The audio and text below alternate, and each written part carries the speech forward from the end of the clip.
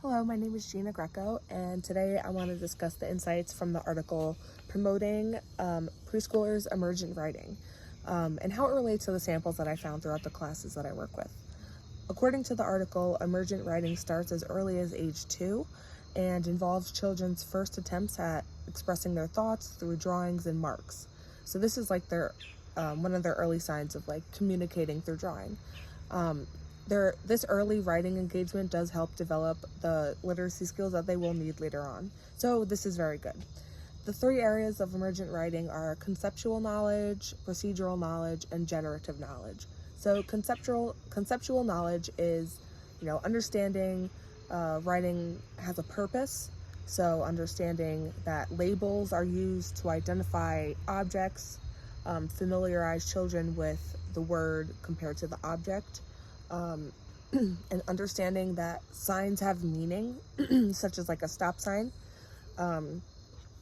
So that's conceptual knowledge. An example of that I have here is from this student.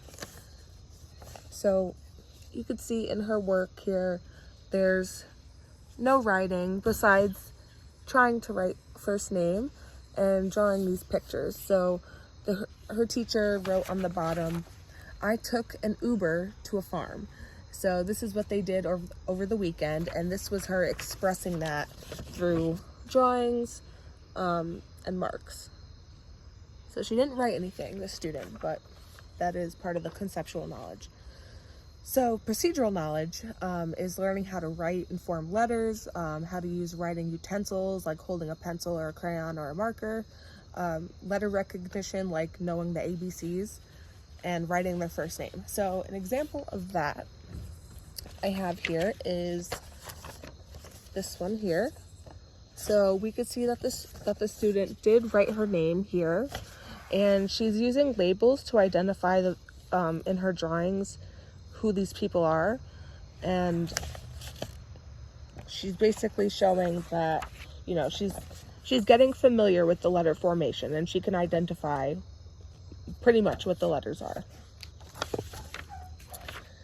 And then generative knowledge is creating meaningful sentences, writing short stories with a picture accompanying it, making lists like a grocery list or a list of their favorite books or foods, whatever it could be, being able to label things and creating dialogue between characters that they create. So that's just some examples. So this is like a student was writing what they did over the weekend as well. And this is an example of generative knowledge because they are writing with meaning. So they have a picture of, the student and their family, and it says, "I go to get ice cream with my mom." So maybe it's not, obviously not spelled correctly, but they're conveying a story. They're telling something that they did using words and the phonetic soundings of them, and that's how they're using them to try and spell it out. So that's an example of all of those. I also have another one for generative knowledge, which is this one, how the student writes, very clearly. You can see what they're trying to say. "I can play with my cousin, I can swim." So that one's pretty well into the generative knowledge phase. As educators, we can incorporate emergent writing in our classrooms by creating a print-rich environment. So signs, labels, in colorful fonts and pictures, highlighting things around the classroom,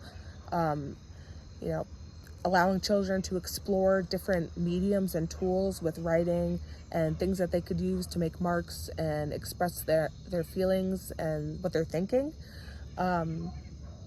Incorporating daily activities that focus on letter formation and name writing to build procedural skills, encourage creativity through collaborative writing projects and story time where children can develop their own narratives or contribute to a class book. So these strategies strengthen understanding of writing, allowing children to explore and express their ideas effectively. So there's a lot of ways that you can integrate the writing into the emergent writing into the classroom. So like there were some examples here of adding print around the classroom that I said, and, you know, incorporating daily activities that focus on letter formation. So like maybe coming in and everybody signs in and they write their name, or everybody contributing to helping write the day of the week or what the number is. So those are all really good ideas, and by integrating these practices, we can foster a love for writing and set a strong foundation for our students' literacy development. Thank you for watching.